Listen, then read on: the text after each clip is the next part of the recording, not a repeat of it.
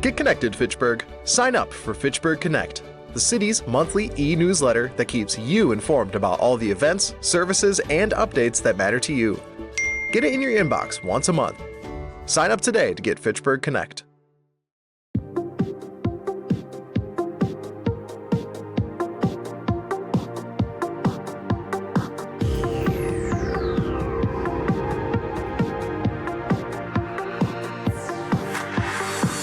Hi, I'm Jeremy Crosby. And I'm Nick Boucher. We're your hosts for the program that's all about your city, Talking Fitchburg. Every weekday, we pull together the news, events, and information you need to stay on top of what's happening in the city of Fitchburg. Find Talking Fitchburg on cable TV, Roku, Amazon Fire, Apple TV, and our live stream on the web. Plus, you can find all our headlines and stories on Facebook, YouTube, and our video on demand service. This is your city. Keep up with Talking Fitchburg and the issues affecting you and your neighbors.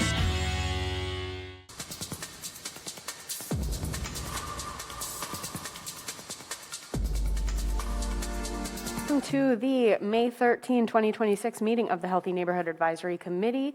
We are calling this meeting to order at 5:32 p.m. And our first order of business is after call to order is welcoming a new member to our committee. Welcome, Alder Joe Maldonado. Thank you for joining us. Thanks for having me all. I'm excited to be on the committee.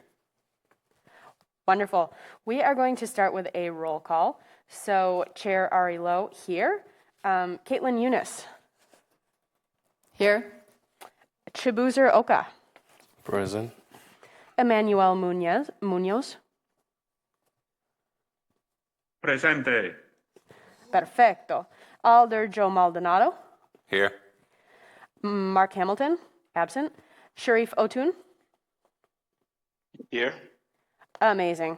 We have quorum. All right, next order of business is approval of minutes. Approval of minutes from April 8th, 2026. Is there any, I need a motion for discussion. Move to approve. Moved by Alder Maldonado. Second. Seconded by Ms. Eunice. And are there any questions or comments or concerns about the meeting minutes? Hearing none, we will vote on the matter. All in favor say aye. Aye. Aye. Aye. Aye. All right. Aye. Lovely. Any opposed? Say nay. Lovely. Approved unanimously. Agenda item number 3, public appearances for non-agenda items. No one in council and no one on Zoom.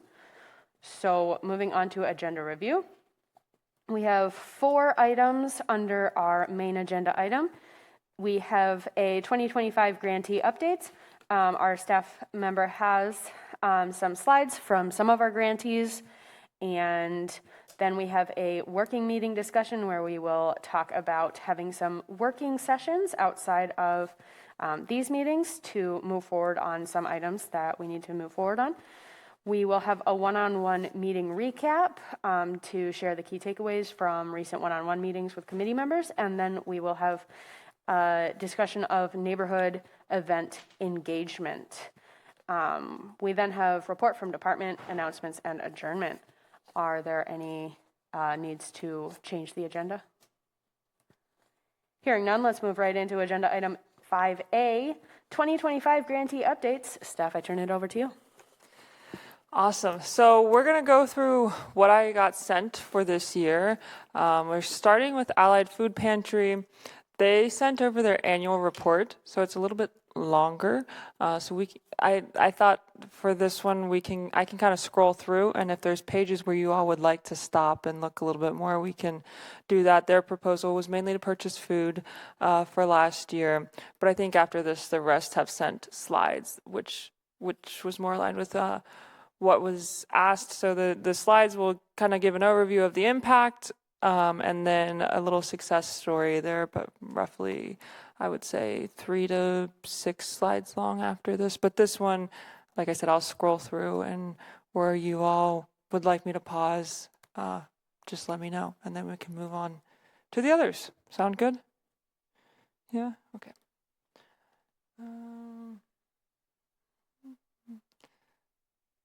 I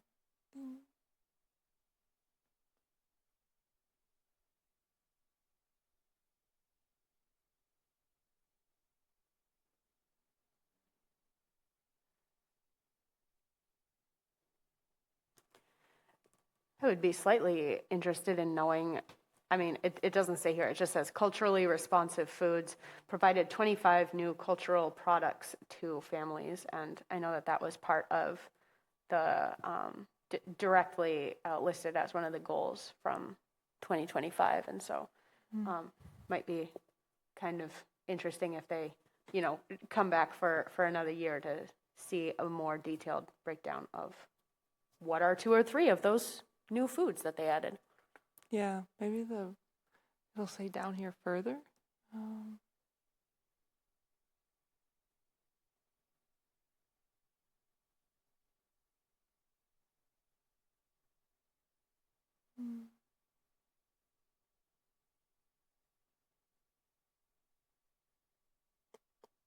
Oh, here you go. Hey.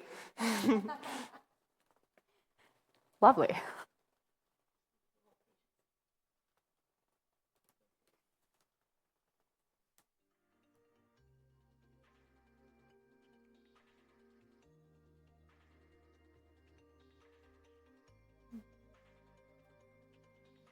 Did that answer? That did answer my question. Nice. Very, very well. Thank you.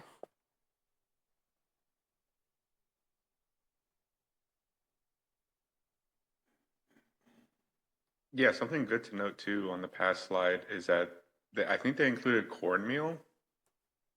And I think this was the one that was talking last year, or last session, but she came a year ago as well about how they were gonna be. She said pan, but I knew she meant like harina pan, and it was to make arepa. So this it's big in the South American community.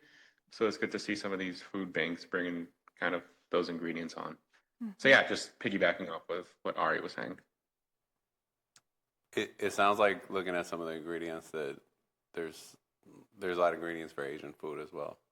So are there a lot of AAPI folks served through that? Did they include demographics in terms of who they served?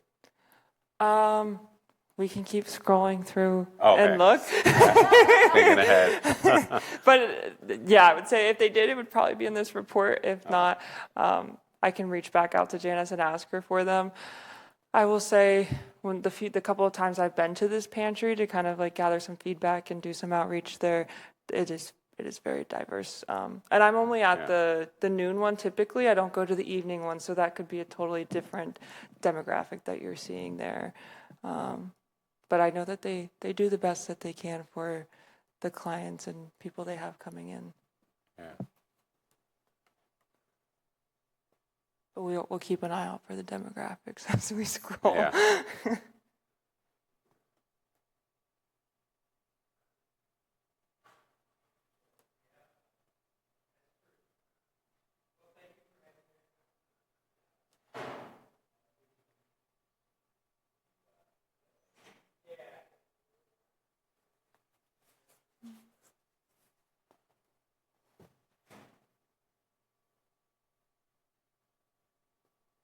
Maybe it's here.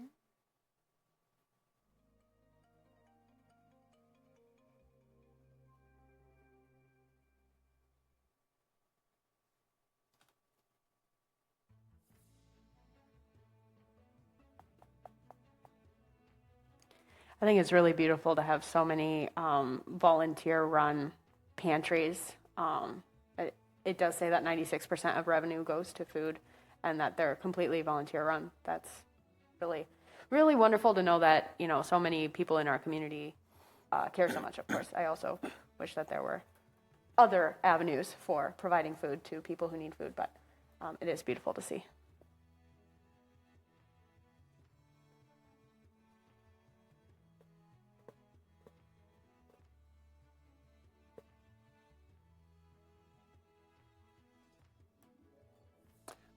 I don't have it on my laptop, but there is actually a QR code that you can scan, and it'll sync your calendar with any of the events that are happening in Allied in any given week. Huh.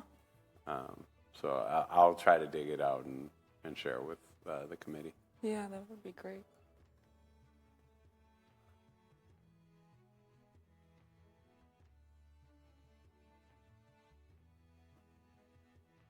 I will also say I know that they partner with a local farm up in Cross Plains to get some of their produce for the summer as well.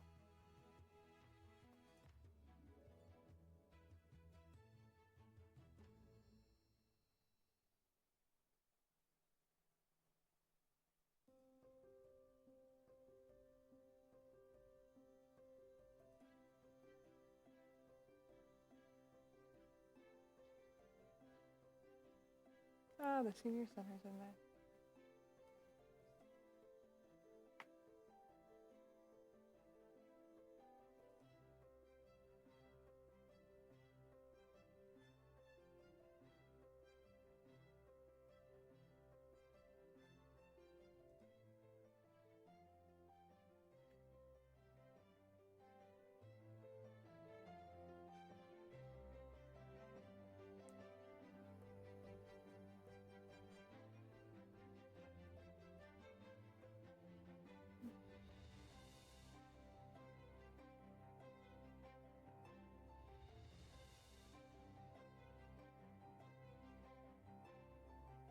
So it doesn't look like they have anything in there about demographics.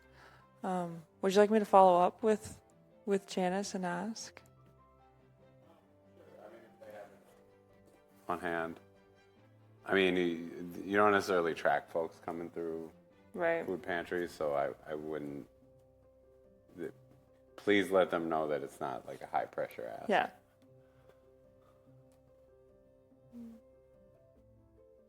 Okay, we'll move on to the next one, which is active youth. I'll read through this one a little bit more. These are quicker. It's just the slides. I just figured with that one being the annual report, that would take a lot of time to read through. So their project last year was to train teens in Minds and Motions.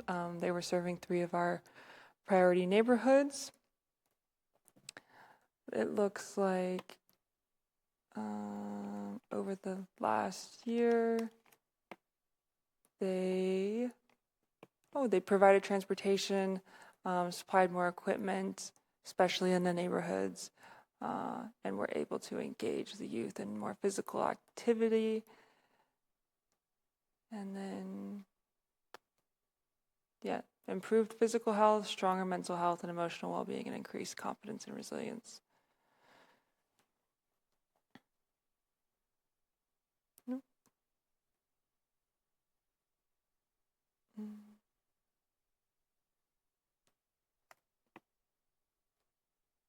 So from the 3 neighborhoods, they served 385 kids, 40 adults, 562 kids not in our priority neighborhoods, and then work with 21 schools.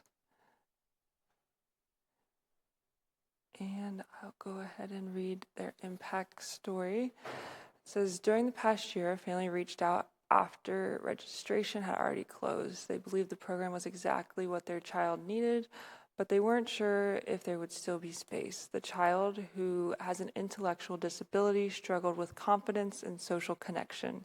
Through participation in the program, he began to engage in consistent movement, build relationships with peers, and feel more comfortable in group settings. Over time, something shifted. He didn't just participate, he started to come out of his shell. Movement became more than activity. Through structured supportive programming, he experienced improved physical fitness, increased confidence, and stronger social connection. Most importantly, he developed a belief in himself that extended beyond the program. So this is more so what the ask was, just something simple of what their program was, who it impacted, in a story to relay to all of you. Any questions or anything else you'd all like to view on this one before we move on to the Boys and Girls Club? I definitely want to say thank you to Active Youth Wisconsin for, I should have said thank you to Allied Food Pantry as well for, their work in the community and for providing us their slides. And same to Active Youth Wisconsin, just really grateful for their work in the community as well as for sending us these summary slides to help us understand a little bit more about how our funding helped their program and what their program was doing.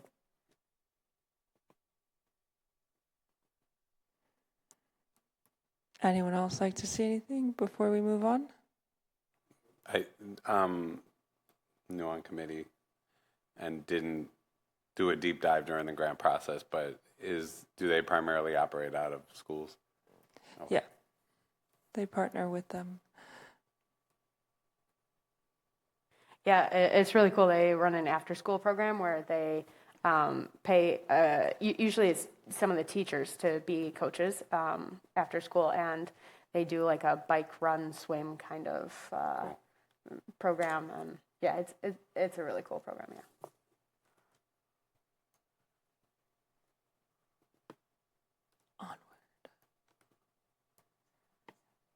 All right, now we've got the Boys and Girls Club. So it says that they had consistent youth engagement over the year and served 102 youth who attended regularly, showing strong ongoing participation in mentorship, food access, and career exploration. 92 regularly attending youth live in the priority neighborhoods, ensuring that services are reaching the residents here who need it most. There was a brand new teen cooking lab where youth have daily access to learn cooking and meal prep skills. Access to consistent, nutritious food has reduced stress for youth who may otherwise worry about meals at home. Teens gained hands-on experience with carpentry, large rig simulators, and VR technology at a regional workforce center. Youth explored kinesiology, video game development, health sciences, and renewable energy through engaging STEM events. Let's see if I can get this thing moved. Oh. Okay. Relationships have strengthened our mentoring program by providing youth with positive role models and safe spaces to share their experiences, challenges, and goals. Any questions from or anything else you would all like to see about Boys and Girls Club? What did they ask the money? What was their request for specifically? It was for food. It was for food. It was for food for the snacks. My notes here say daily snacks, supplies, and personnel.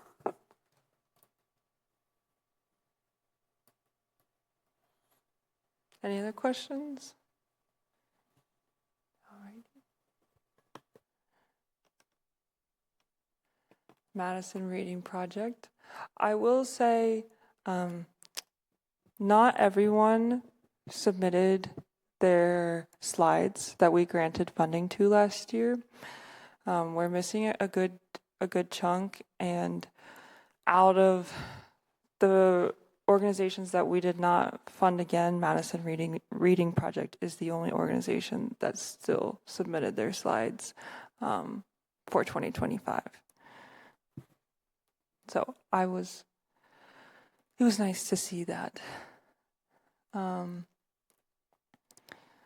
So they supported a lot of book fairs with schools that have Fitchburg residents. It says 3,300 young readers and their teachers within all grant priority neighborhoods received a brand new book and engaging reading experiences. Schools, families, and educators were connected to additional literacy resources and services provided by Madison Reading Project. Their outcomes: schools, families, and educators were connected to additional literacy resources and services provided by Madison Reading Project that increases early literacy support and support educators building diverse classroom libraries.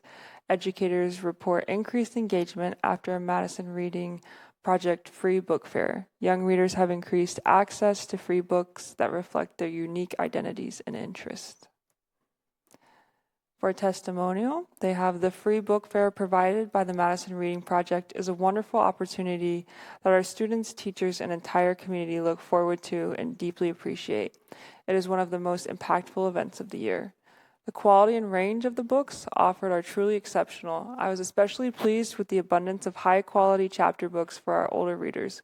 The overall selection features diverse characters and inclusive stories, which is crucial for our students to feel seen and to broaden their perspectives. The entire process, from communication to setup and tear down, was seamless and efficient. The MRP staff and volunteers are professional, and their interactions with our students and staff are always positive and engaging. And finally, most importantly, the children absolutely loved it, seeing the pure joy on their faces as they chose their very own books to take home. Books they own forever is the best part. Thank you for offering this essential service. It truly helps us ignite a love for reading in our students. And that was from Lisa. There's more testimonials. I'm not going to continue with these. Are there anything else you all would like to see for Madison Reading Project? No. All right. Badger Prairie Needs. The program was using the funding for food. So they received $10,000 from us, and all of it went towards food. They provided food to 4,196 unique Fitchburg residents, 83% living in the priority neighborhoods, resulting in improved health, reduced risk of mental health issues, economic growth, reduced poverty, improved education, and improved social development. On average, each person received 24.1 pounds of food per visit, meeting 45% of their food requirements. Over 30% of the food distributed was fresh produce, much of it procured from local farmers. Questions about Badger Prairie? Okay. River, which is Munch. Munch visits 25 neighborhoods, including 5 distribution locations, serving all Fitchburg priority neighborhoods. The program runs Monday through Friday with Fitchburg locations on Monday and Wednesday. Each participant takes 2 meals and extra portions of fresh produce so that they have 1 meal to consume immediately and 1 to save or share with a family member. Grant funds support 6 months of regular operations in Fitchburg neighborhoods. In 2025, Munch served 15,979 meals of Fitchburg distribution stops. Regular Munch operations served approximately 1,600 meals and 800 unduplicated individuals in Fitchburg during the grant period, well above our baseline goal. And then this is the resource fair that they have yearly. Munch held the 2nd annual resource fair at Southdale Park on August 14th. Munch hosted a community gathering and resource fair in the park. The event saw over 125 Fitchburg residents attend, and 13 partnering organizations were on hand to provide information about a range of services. This year, we will host a Southdale Resource Fair and Munch Summer Kickoff event in June, as well as a series of community events at the Hastahochi. Any questions about Munch? Alrighty. Well, you've got one more, and then we're wrapped up with these. So Rooted. Rooted is, they're also doing food. So they had the farm stand and community markets, 10 markets, one being at Southdale, 25 food pantry pickup days, 45 community garden plots, 10 dinners, and over 3,500 pounds of produce distributed to at least 350 families. For youth and family education, they have gardening and culinary arts education, which engaged over 250 students, and community and family workshops, over 25 in-person classes and 70 virtual workshops. They do leadership development as well, 10 youth employees and 32 community chefs and farmers, and they also have culturally relevant curricula, food justice, and in sustainability as well. For the Southdale neighborhood, they engaged at least 350 Fitchburg residents and one pop-up market. I think this is their story. So they, at a community dinner, they have youth managing the farm stand to share produce they grow with their community. Intergenerational and cross-cultural connections are being made at these dinners. Families take home food from the pantry and share produce from their community gardens. And the workshops are led by staff, community, and or the students. And that is how Rooted does their work over in the Southdale area. Caitlin, is there anything you would like to add about Rooted? I don't know if did you did you end up going to what is it, the market that they had there the last summer? I've gone to, so they have, I think monthly community dinners and markets. So yeah, I've been a number of times. They're always fantastic, really good food, lots of community building, exactly what they shared there. Yeah. Great. Does anyone have any other questions about any of the slides before we continue?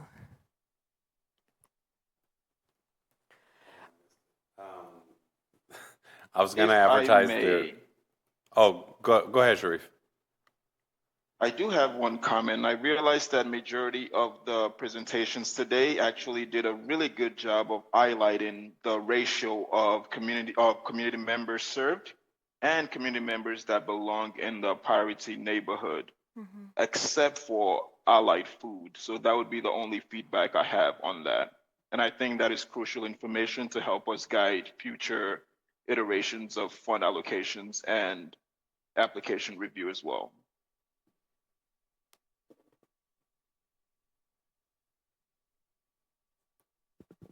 Totally agree. Good comment. Good observation. Alder Maldonado? Yeah, I was trying to look for it. I know that every year Rooted does a plant sale, but I think it might have passed. So I was going to advertise that, but I think we might have missed it. But every year they all the food they grow in their greenhouse, they have like starter plants to start your garden. So it's a good way to support their work. That's awesome.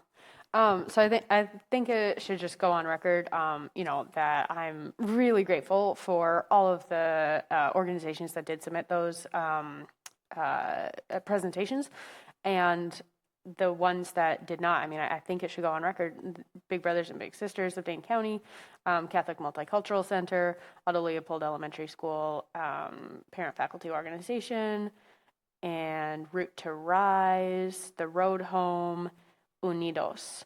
The expectation was that they would submit, that they would make a presentation at the end of the reporting period, and then, we changed that now to be just give us some slides. So that is a little disappointing that they didn't provide that information.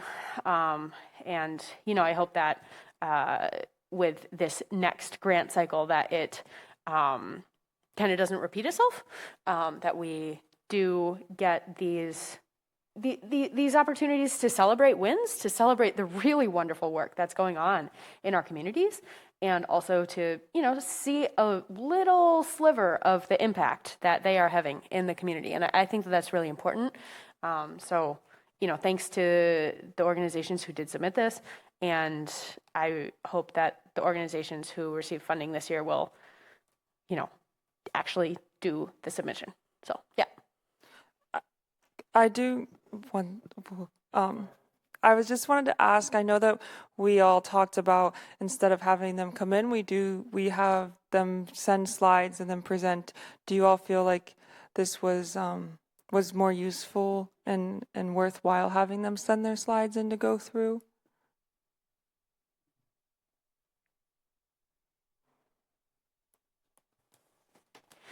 Personally, I think that this was a better use of time because there's a lot of transition time. There's a lot of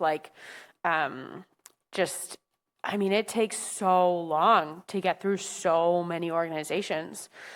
I'm not sure if next year, since there's only since this year we're only funding 7 organizations, maybe it might make sense to, go back to presentations. I mean, I don't know one way or the other. I'm just saying, with how many did we fund last year? It was like 18 or some large number.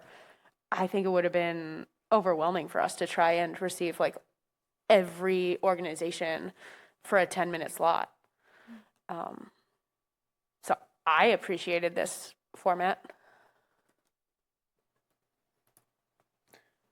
I would agree. Probably things should get sent in unless somebody has a really strong urge to want to come, and maybe just give folks the option to do that if they want to maybe say something that can't be represented on a slide. The other thing I was going to mention is my understanding is that this year there was like bonus points if you agreed to program in Hastahochi. Yeah. I'm wondering if for next year we can consider that even if somebody doesn't get funded, they could have potentially like free access to do programming there. So even if we don't give them the funds, as a consolidation, as a consolation for them applying, that they could still do programming. Because my understanding is we're still trying to fill the space. Like there's vacancies in programming. So if we can get folks in there as an incentive, I think that would be really great.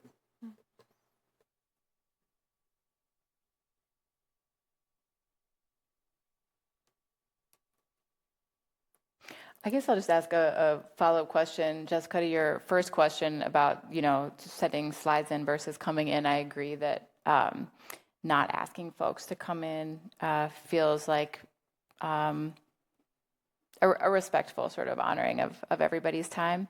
I am curious because I feel like in the past we had folks, they did show up and at a higher rate than what we're seeing with the slides. So I don't know if you think that there was any communication that indicated any reason around why we didn't hear back from folks. No, I don't know. I was disappointed to see that not everyone submitted, because the intention of having them submit slides is to make the process easier for them.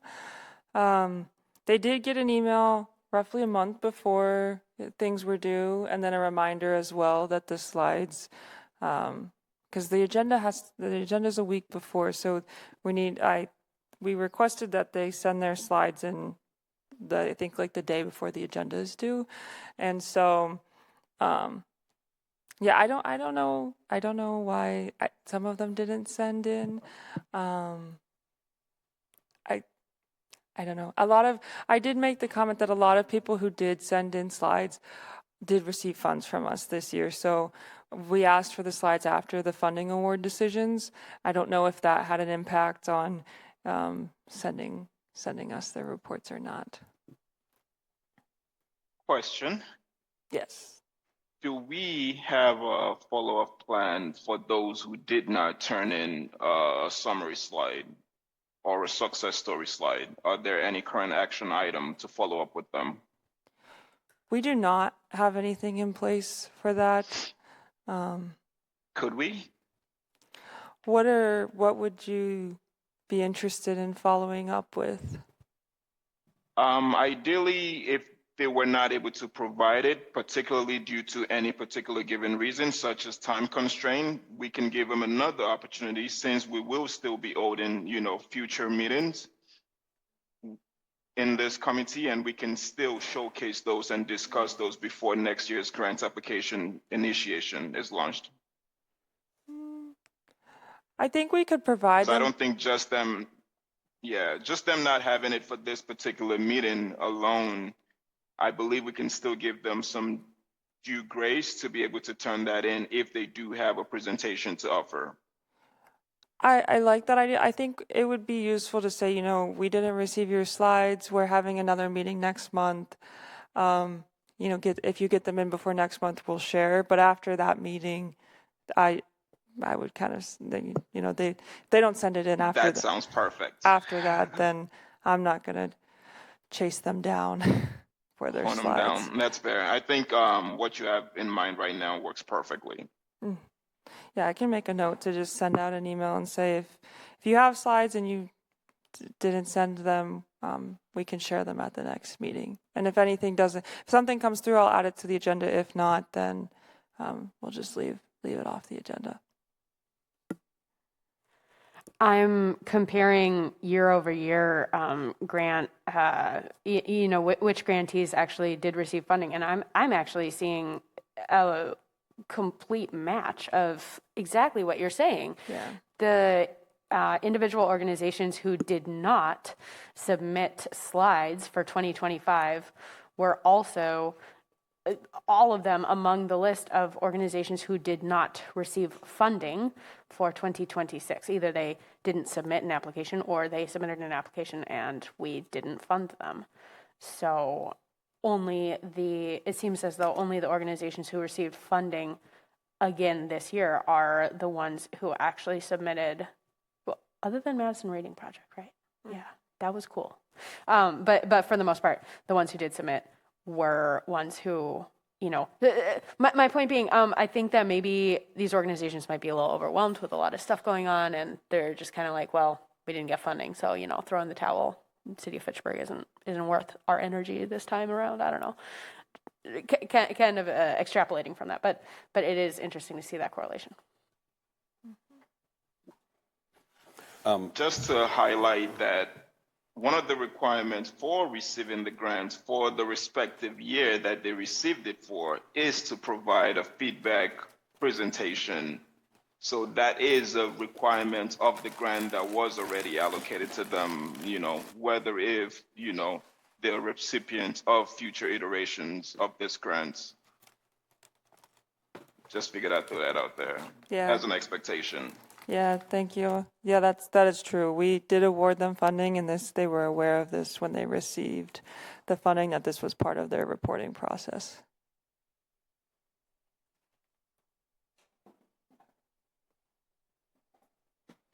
Is there an understanding that not getting funding and turning in the report is an incentive that you're more likely to get funded next year, or is it just like a nice to do? I would agree with Ari then, that if somebody's not getting funding, there's kind of no incentive for them to want to turn it in. So I understand that. They're made aware when they receive the funding that this is a requirement of them, and so yes, we don't fund them again, but we still did fund them for the year that we said that we would. So although it's very disappointing to them, they're not receiving the funding again. As part of their requirements is to report.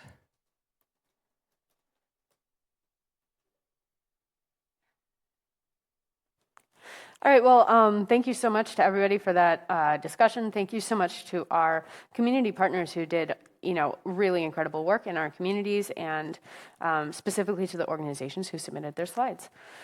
Next on the agenda is 5B. I have one more thing. Sorry. Go for it, Emmanuel, before we move on. Go for it. Yeah, sorry. No, it's just, I don't know how to use Zoom. We usually use Teams at work, so I was trying to find a place to put my hand up. But I know this is kind of a non sequitur when it comes to funding. But I know that we have a senior center, at the city of Fitchburg. So I wonder if there's any opportunities because I know that a lot of these programs are volunteer led, and I know my wife used to work with kind of senior citizens at a place downtown here, and a lot of what they deal with is with isolation.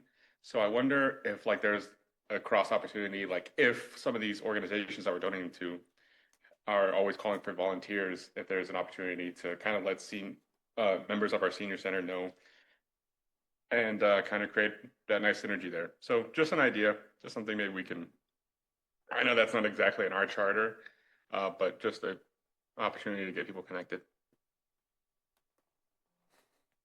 Hey, Emmanuel, it's Jill. We've actually worked with some agencies outside the center. We used to work with Leopold School years ago and send over volunteers that were retired nurses to help with their vision and hearing screenings. And so I'm a very big proponent of partnering with agencies. I think that volunteer piece what really connects communities. So for sure, if there's opportunities like that, we generally will send it out to our volunteers if they're interested. Yeah, just way that we can. Yeah, perfect. Don't need an answer right now, but just something to think on. Thank you so much. Yeah. Lovely. Agenda item 5B, working meetings discussion. So we're going to discuss scheduling some working sessions and talk about some of the items that would need to be worked out during those working meetings and the next steps for coordination of those. I will turn it over to staff. Yes, so we are planning to put a pause on the grant program for 2027 to redesign it. And there's a proposal document. Is there a way that I can see the screen to drag it over? It's okay.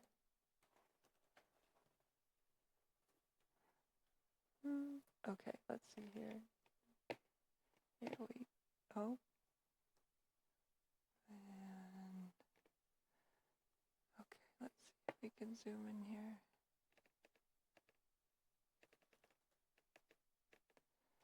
So this first working meeting would to kind of flesh through this idea. As we've all gone through the grant program, I think the committee had comments that it's hard to justify who to not fund. And so the program started roughly 10 years ago. It hasn't been redesigned or updated since. And we thought now might be a great time to put a pause on the program for 2027. The funds would not go away. They would be rolled over into the year, so the program wouldn't just magically disappear. We did make sure that it would continue on, but the pause would be to take the time for the committee to take time and really make a strong grant program. And so the proposal that we have come up with is to fund 4 or possibly more organizations, each responsible for delivering programs within one of the priority neighborhoods. The specific programming area, which the committee would help to decide on, and what we have now is kind of food insecurity, workforce development, youth mentoring, would be determined by residents through intentional outreach. So what we are envisioning is that each neighborhood has kind of their own community space. So in Verona Road West, you have the Hugo Jamestown Shelter. In Allied and Belmar, you've got, we would work on creating partnerships with the Boys and Girls Club to use their space. In Northfish, you have the Hostahoche, and then in Southdale, programming in the summer could be at the park, and then in the winter, we could explore partnering with Doxa Church so that it could be indoors. So the idea here is that each organization would have a facility available to them where they can hold programming for free or as an in-kind contribution like we're doing this year with the Hostahoche. They don't have to hold these programs at these locations if they prefer a different site that would be available to them. We would just simply make these available for the organization so that there's not a cost barrier when it comes to using space. I think we've talked a lot too about resident engagement and how do we know that this is what the need is from the residents. The idea in this proposal is that the priority area for each neighborhood would be determined by the residents and the providers in the area. And how this will be done is that outreach will take place throughout the summer at community events where each resident will do exactly what we do. Well, not exactly because they wouldn't be working with the funds, but very similar to what we do, and that they would go through a grant simulation, kind of like a game a little bit. So we would come up with what we all think to be priority areas, or what the plan is right now. They're the pillars. We have all these pillars, and then during outreach, we would give residents fake money, essentially. So we'd be like, okay, everyone gets $5,000. Here are the pillars or priority areas that you can fund for your neighborhood. Do you want food security? Do you want workforce development? Provide them with examples that of grants that we've gotten or programming that we've gotten over the years. Of if you want more food, some programming may be like a community meal or a farmer's market, or a program with a snack. And then residents would take that money, they would allocate it to the area that they feel like would be most impactful for them and important. And then at the end of the summer, whichever category essentially had the most funds allocated would be what we would kind of issue out as a grant for. Say if it's Northfish and they're looking for food security, we would say we are granting X amount of dollars for someone to hold programming in the Northfish neighborhood specifically related to food security. They can bring whatever program that looks like for them forward. So if it's a community meal or if they're partnering with other organizations, whatever they want it to be, but it has to be related to food security or whatever it is that the residents have put the most money towards during the outreach. The requirements for these organizations would be that the programming must take place within Fitchburg. Some of the organizations and some tension that we have is how do we know that it's hitting Fitchburg residents?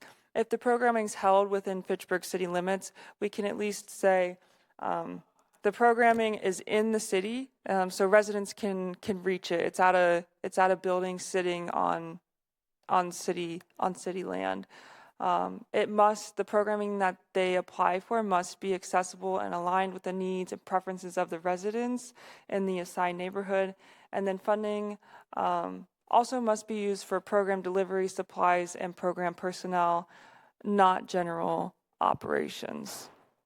So these working meetings would be kind of to start massaging and fleshing out this idea. What is everyone's thoughts on this?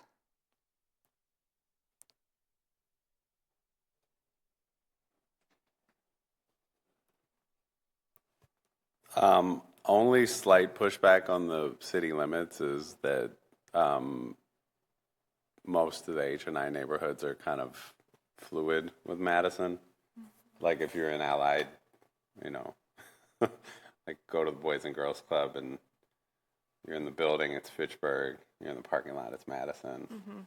Or you go across that ditch, like by Allied Park, you're in Madison, and then you go on the other side, it's Fitchburg.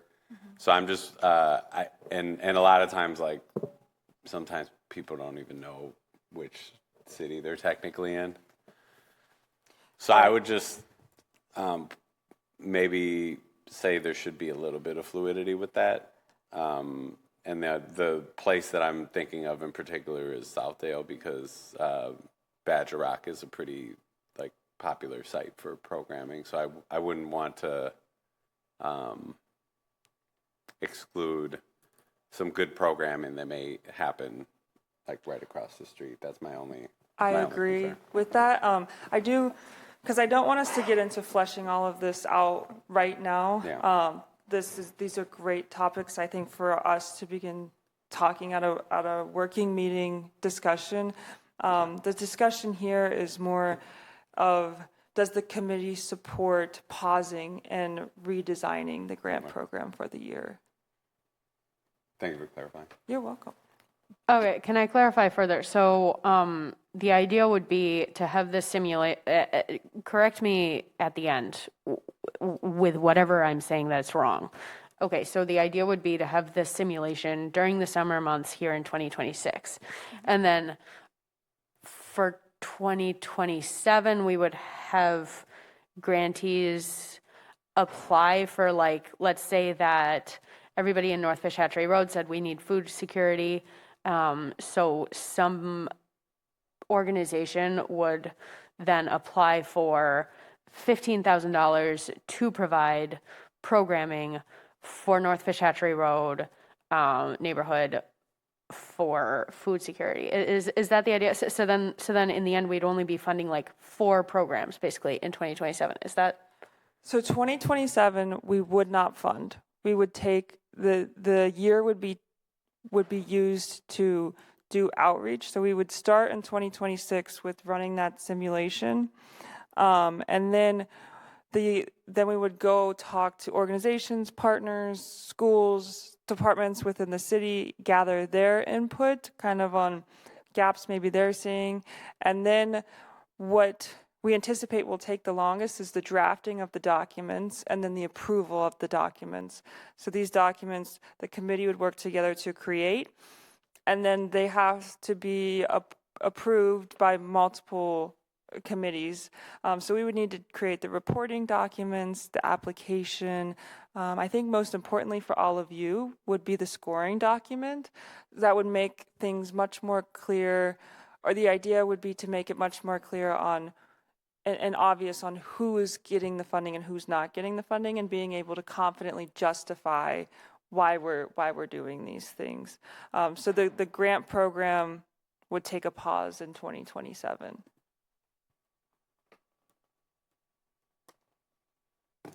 And so then in 2028, we'd fund 4 programs? Or That's where the working meetings we would discuss, like, we would go through all of those details of how do we want this to look so that it's having the most sustainable impact on these neighborhoods.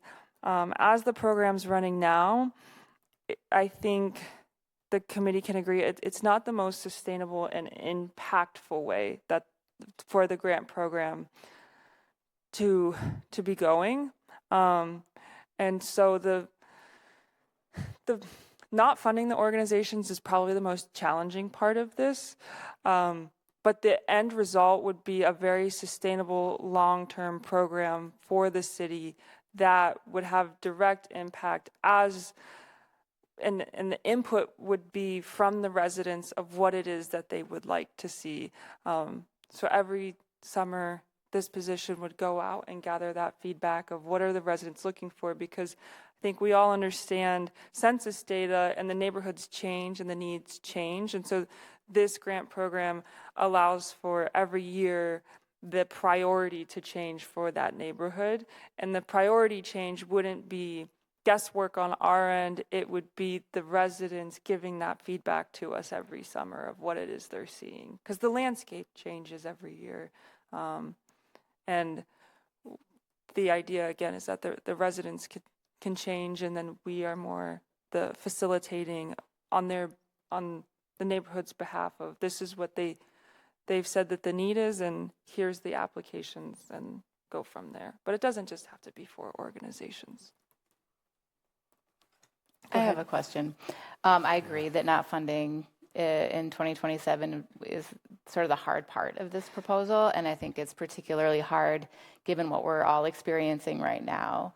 And I think what we're anticipating experiencing in 2026, 2027 in terms of inflation and cost of groceries and stuff like that. So I think that's my only concern about this. I know our grant is not make or break for any of the organizations that we fund. I am curious if there's a way to do both funding in 2027 and exploring this other proposal, this other possibility.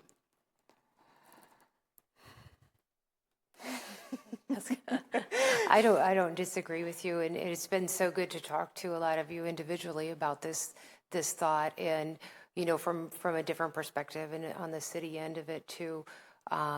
Going through that first process was really eye-opening.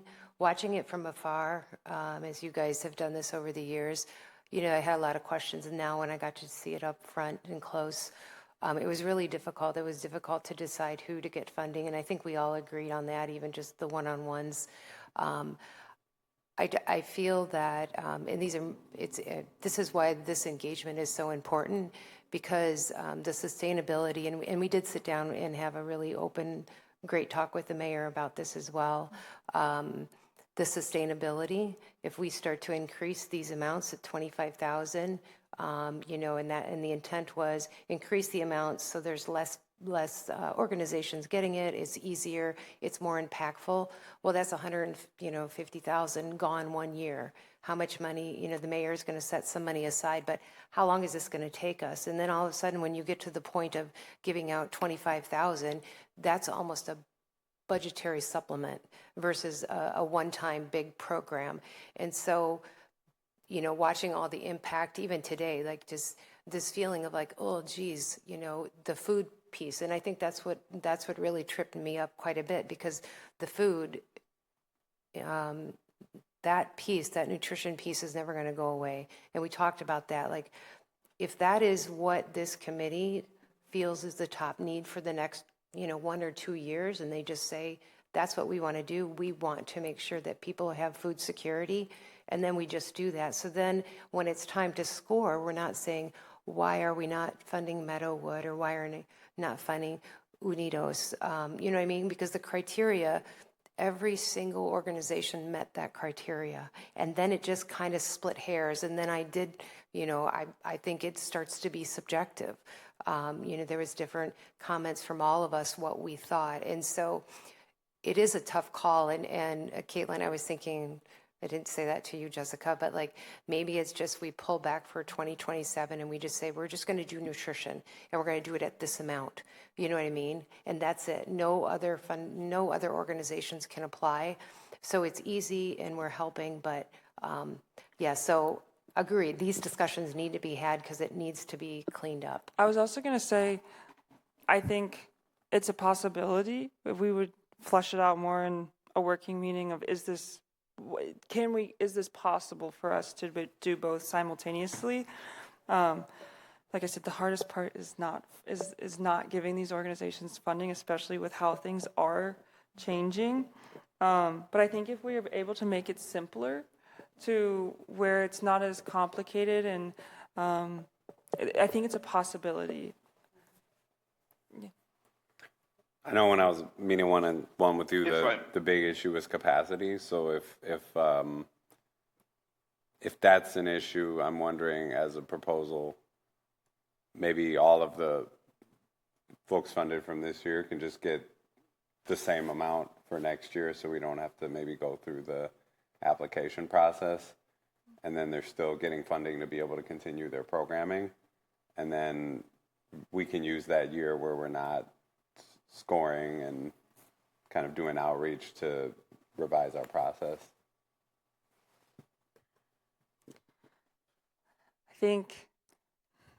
I think that's a great idea. It's a bigger discussion. Like, we would definitely, I don't know legally how that would work. I think we would definitely have to talk to the attorney and see, like, can we grant funding and not have an application from them, or like go, I don't know. I think there's a lot of unknowns with this. And so the working meetings will help draw all of those questions out and figure out, does the committee support this? Is this a possibility? And then go from there. I think I would like to see this happen. But ultimately, if the committee doesn't feel like it's best, then we need to reconsider. Sharif has his hand up. Thank you very much. If I may, I am not, as previously already highlighted, and also in agreement with many of my colleagues on this committee, in line with the full suspension of the grant for the next cycle.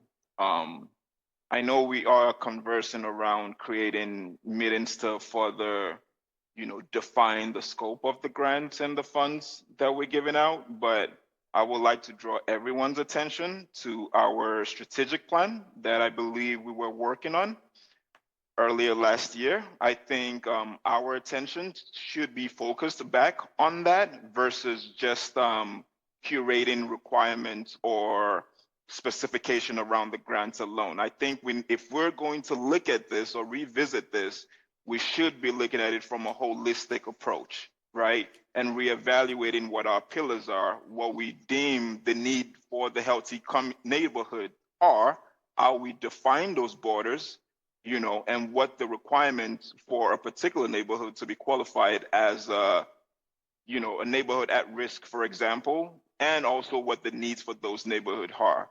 Yes, I do appreciate the outreach suggestion. Being able to get direct feedback from the neighborhood is very important. However, I would like to highlight that the limitations that we've had over the years is actually neighborhood feedbacks and participation and engagement from the neighborhood as a whole. If we decide to put the grants on hold or the funds on hold, how can we guarantee that we will be able to engage our community in a manner where we would get adequate feedback to help support our direction that we decide to go with the grants and how the application processes are designed?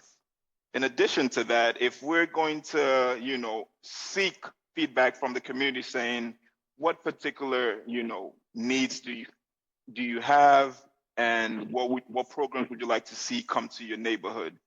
I personally don't think we should guide our decision solely based on that information, because that is a limited information and also could be a narrow scoped information. And we need to gather other supporting documents and information to be able to further structure other needs or identify other needs that the community might have.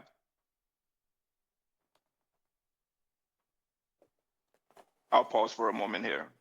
I think you're absolutely right.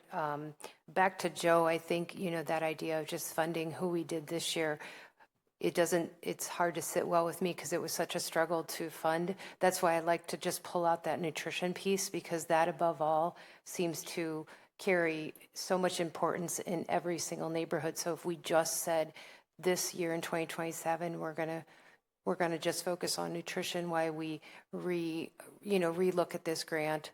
But to your point, Sharif, I think you're right. Jessica and I talked a lot about what is she going to do? What are we going to do in 2027? And, what's the optics of that? But also, we don't disagree, the outreach to other social service providers, are we duplicating? How can we enhance?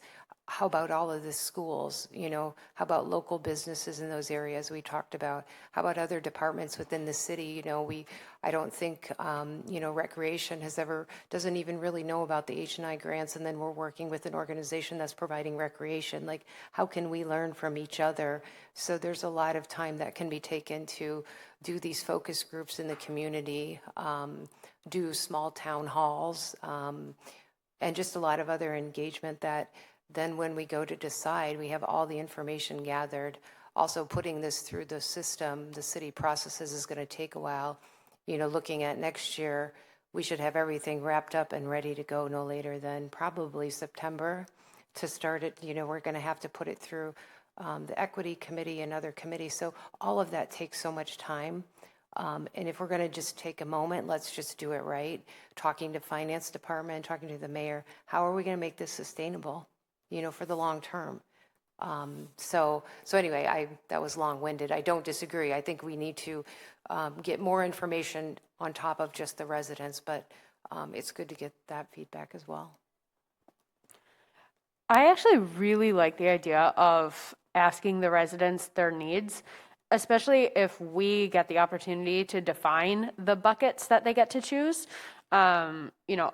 Your three categories are a great start, but I think that there are plenty of other categories that we would eventually discuss, including.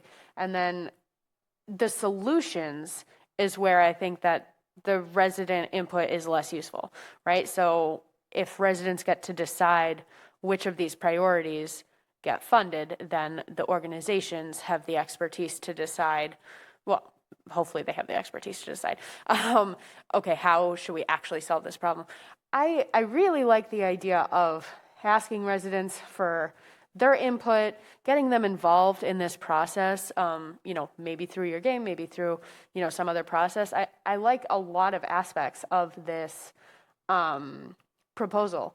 And I think that I would be very excited to see it fleshed out more through working meetings and to see where we could take it.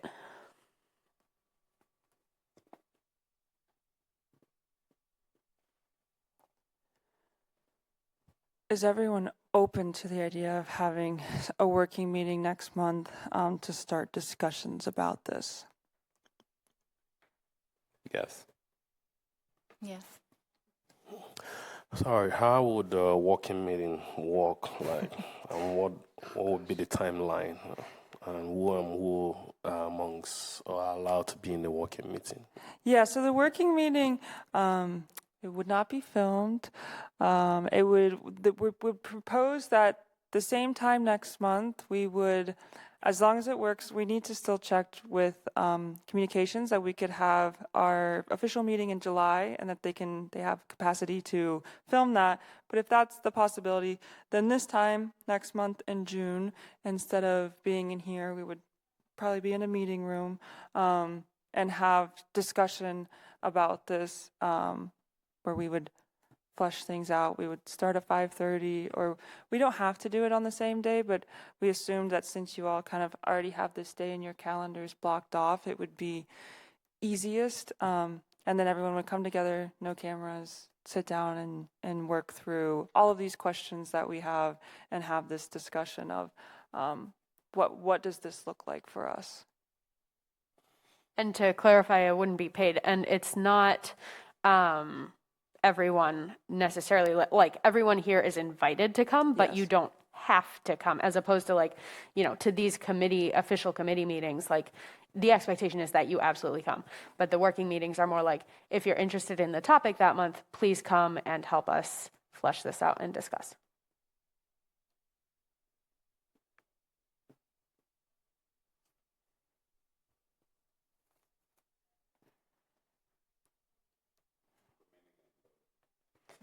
Sharif, Emmanuel, any other comments on the idea of having a working meeting to discuss this idea further?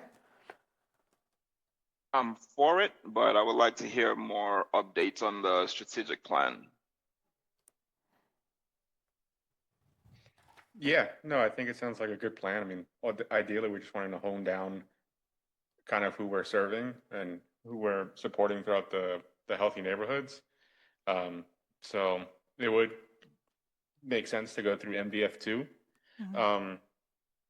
I think it would be helpful to kind of gain any like source data or source material from the inception of the Healthy Neighborhoods Initiative, just to kind of help guide us. But yeah, no, I like it. And I might have to join virtually next month because I'll be in Alabama. But other than that, I'm all for it. And now that I'm thinking about it, because if we want to start the outreach this summer, there's a lot of events happening in June that we could potentially miss. And so if possible, maybe having the working meeting before we hit, because summer's when a lot of the outreach would be done.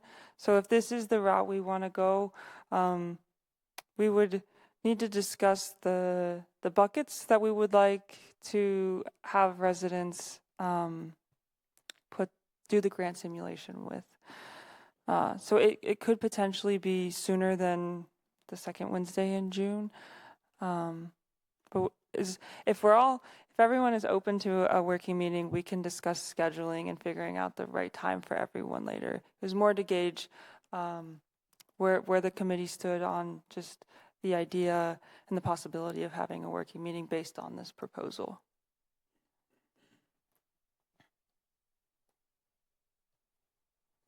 So I'll send out an email figuring out what times work, working with our communications team to talk about having the July meeting, official meeting.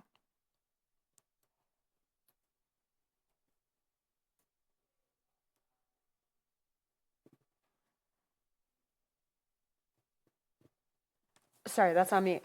Lovely. Okay, so that's the plan for that one. Moving on to agenda item 5C, one-on-one meeting recaps.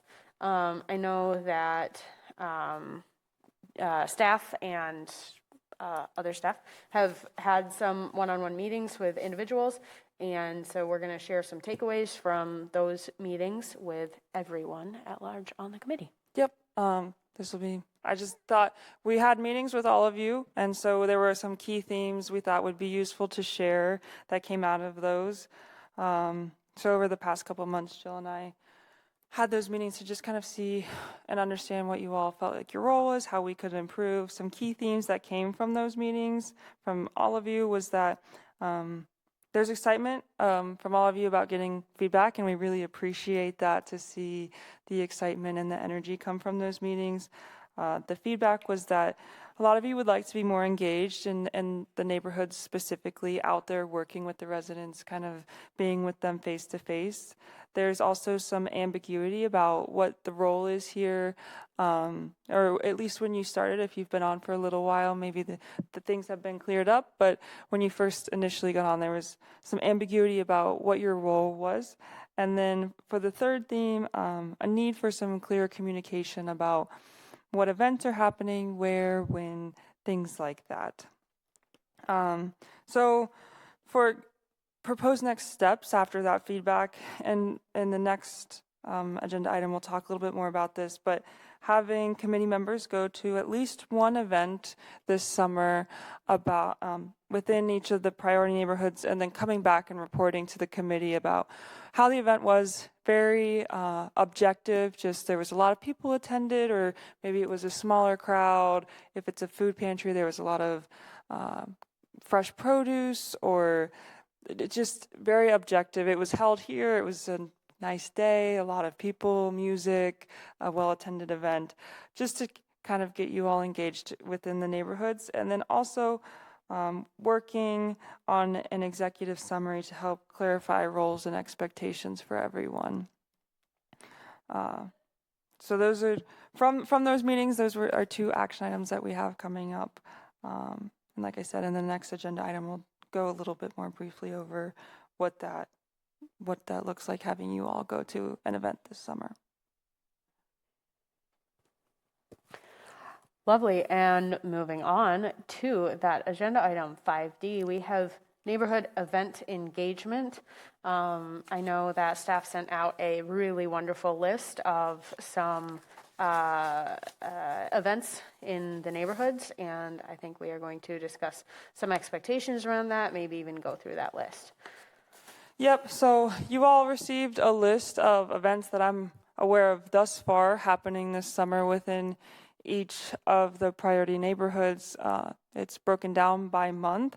Like I said, the expectation for this summer is that if you're all able, because I know you are all very busy, to attend one of the events, specifically with emphasis on the events where 2026 grantee is hosting the event, to kind of see what it is that we're funding, because I know we go through all these meetings and you do all the scoring, and I think it would just be great for everyone to see, okay, all of our hard work leads to this community meal, or the kids being able to have this programming available. So just throughout the summer, find an event, attend, and then when we have the committee meeting, just come back and give a brief, objective report on how that event went.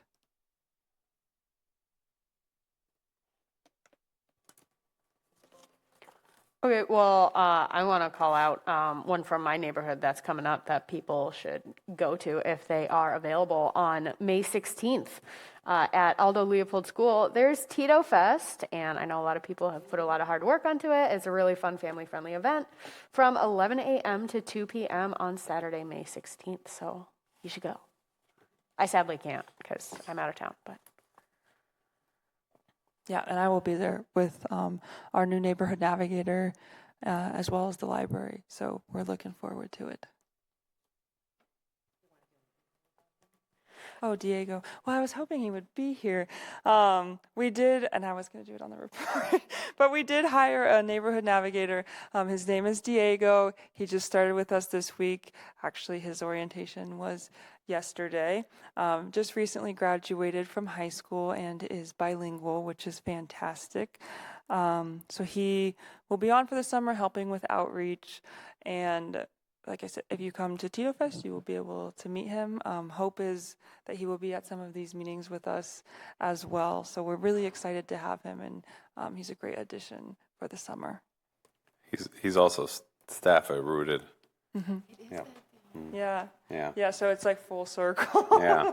Hey, I got to travel to DC for a conference with him, and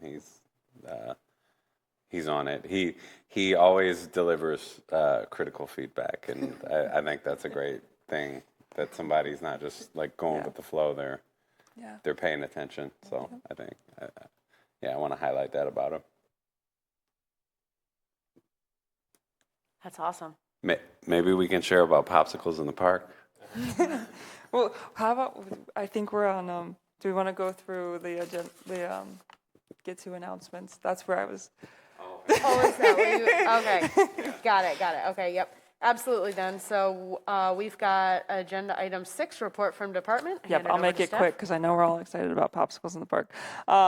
So from our forestry department, wanted to let you all know that this year that the city has once again partnered with the Urban Tree Alliance to plant trees in the city, in the healthy neighborhoods. So far, they've planted 11 trees in the Hugo Jamestown neighborhood, 10 on Traceway Drive, 9 on King James Way, and 10 on the West Beltline Frontage Road, and 4 in Southdale. So we are increasing the canopy within the healthy and the priority neighborhoods, which is fantastic. So thank you to Anna. And then Southdale Park, yesterday, Eric met with council to go over the splash pad. So I just wanted to give you all an update on that. They did go with the second rendering, and that will have a full restroom. It'll be 1,500 square foot splash pad with another park shelter. There will be a sidewalk that connects all of the features. They plan to bid the project at the end of the summer, and the expected time of completion for the splash pad is Memorial Day of 2027. So that happened yesterday evening. And I also wanted to update you all on the Efficiency Navigator program. That is to make efficiency updates to multifamily older housing within the priority neighborhoods. Applications are rolling, and it's best if the property manager applies. You can apply, you look up Sustain Dane in the City of Fitchburg Efficiency Navigator program. It'll take you to Sustain Dane's website, and they can apply there, where then they can get those energy efficient upgrades to this older multifamily housing. Those are all of the, all of my report, so we can move on to popsicles in the park. Unless people have questions for staff about other items that might be being worked on or anything. Okay, lovely. Then, yes, popsicles in the park. Agenda item number 7, announcements. Chabuzer, would you like to speak on popsicles in the park? Go ahead, start. I can give feedback from my own end. Yeah, so that'll be happening on June 11th. We did get, it's going to be at the Hugo Jamestown Park. There's a really nice shelter there, a baseball field, some community gardens. It'll be from 4:30 to 6, and we've got our sound permit to have some music. The popsicles will be free, provided by the city. There'll be city departments there. And it's just an event to get that neighborhood together, because over the past year and a half while I've been here, that neighborhood doesn't have a lot of events happening throughout the summer. Northfish and Allied both have quite a lot, and then Southdale has the one resource fair, but Verona Road West was the one neighborhood where there's not a solid yearly event happening. And Chabuzer came forward saying, or with the idea of a resource fair, and I said, we're more than happy to work with you on that. And we came to popsicles in the park because it seemed simple and easy. And Chabuzer, I'll let you tell the committee about the organizations you've been reaching out to and the work you've been doing. Hi, thank you, everyone. So I believe the event has been well received by the community. We've been being reached out to some organizations for resource material, or resource being there to be able to talk to the community.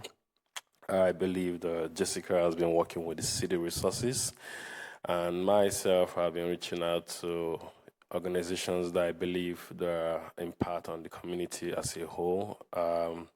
We have like Eco Latino is going to be there. There's a coalition that deals with helping people with renting and all that.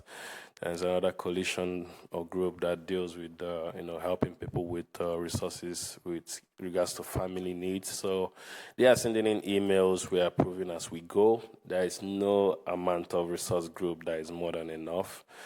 We're also lucky to reach out to MG&E. We're still waiting on their reply, and waiting on replies from, that would be from UW-Madison, trying to get some of their resource groups to join us for that day.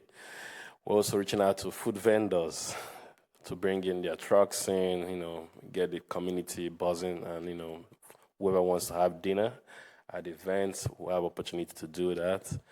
We're all trying to reach out. I'm also employing each and every one of us. If there's any need for us to reach out to any organizations, we can send out the email.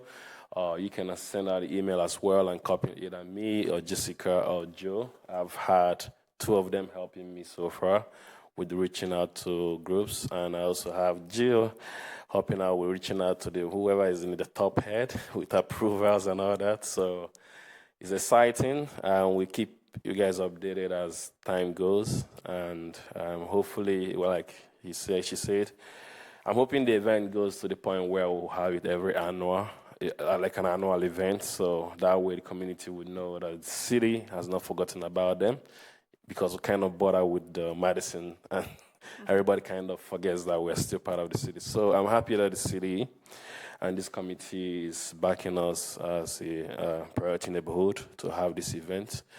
And we hope that it turns out to be a very big event. Thank you.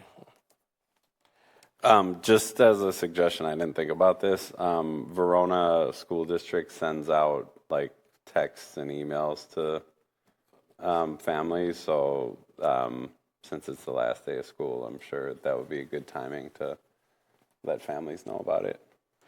Yeah, I heard about that from Pastor Nate. I was also able to attend a planning meeting for another event happening around their area by the Redeemer City Church. So he mentioned it. So I was a little bit busy these first few days, but I'm going to send out the email to the school district, seeing how they can send out the information to families to be able to attend. Yeah, it's the last day of school, so everybody will be looking for where to engage their kids and to have a nice time out as a family. So you all are invited still. So thank you. Just one thing to mention. We're working with Rec, and Jessica's been asking me, we're going to try to do movies in the park in each of the H&I neighborhoods, so we just need to rustle up a little more than the $4,000, because to get a screen that you can show a little bit earlier, so families don't have to wait until it's 9 o'clock and super dark, or 8:30. They're a little more expensive, but so we hope to get some dates on the calendar soon with Rec. Could I make a suggestion about that? Well, this is just a very humble suggestion, because we've done movies in the park at Southdale for a number of years, and during mosquito season, it is almost entirely unbearable. So either June, which is probably kind of hard, but then around late August, September, it's a lot. Not July. I don't think July. Yeah, that'd be a little rough. Yeah. So who do you do them with, or who does them there? It was neighbors, people who kind of pooled money and. Oh, okay. Yeah. Okay. Yeah. Yeah. But there are a couple landlords in the area who will donate food, things like that. Oh, nice. Yeah. Okay, we'll work with you.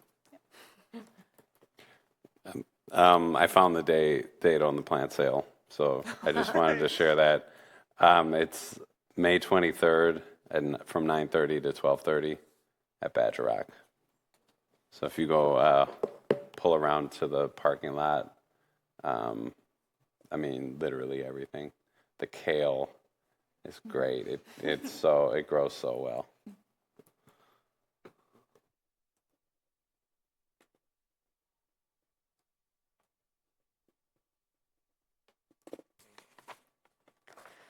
There's also a repair cafe, which is really cool. You can bring any of your broken items to Arbor Good Neighbor House on June 20th from 2 to 4 p.m. So that's kind of in the North Fish Hatchery Road area. That's a great event too.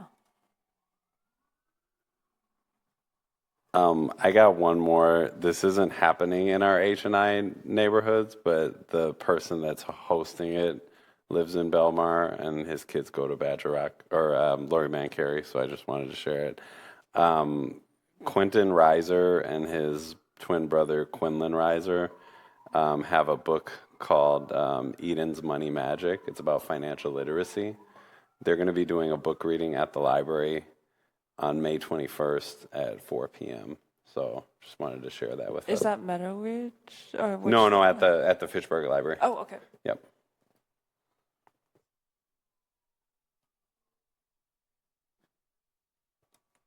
Are there any other announcements from the committee? Hearing none, can I have a motion for adjournment? So move. So moved by Alder Maldonado, Second. seconded by Mr. Oga, and any in favor say aye. Aye. Aye. Aye. Any opposed say nay. It is unanimous. We are adjourned at 6:56 p.m. Thank you so much, everybody.